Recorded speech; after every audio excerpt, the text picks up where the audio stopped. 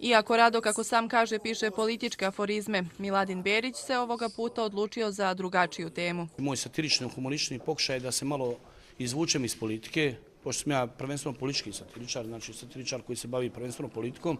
U ovom trenutku sam se ja pokušao da bavim nekim ljepšim ljubavlju i to onom muško-ženskom i muško-muškom.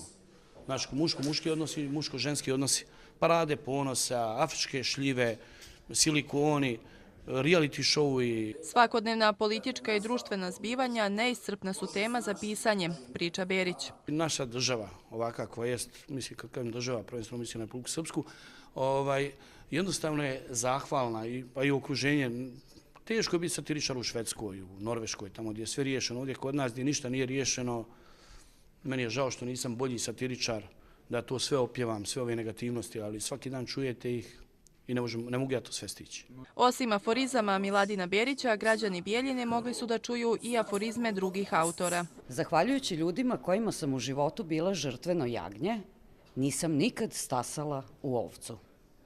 Ceo život živim na buretu baruta, zato sam ovakva bomba.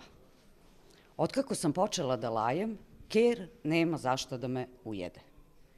Ako želiš da vedriš muškarca, nemoj se oblačiti. Izgleda da plata dolazi iz porodilišta. Dobio me je nakon 9 mjeseci.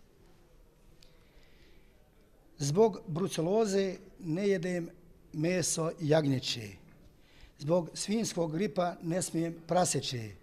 Ah, babo, babo, kupi mi babo, pečenja kupi jarećeg. Novi direktor je sposobniji od prethodnih. Već prvog mjeseca u preduzeće je uveo rad, red i rod. I za kraj ostavili smo nekoliko aforizama Miladina Berića.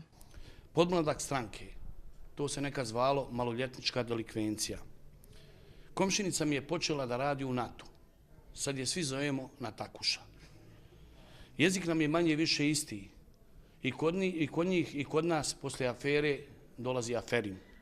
Političar, tradicionalista, djeci kupuje diplomu na istom fakultetu gdje ju i sam sebi kupio. San svakog ozbiljnog narkomana je da mu na grobu izraste trava. Kineski čaj nam dolazi iz Kine, ruski kavijar iz Rusije, a indijska konoplja iz Hercegovine.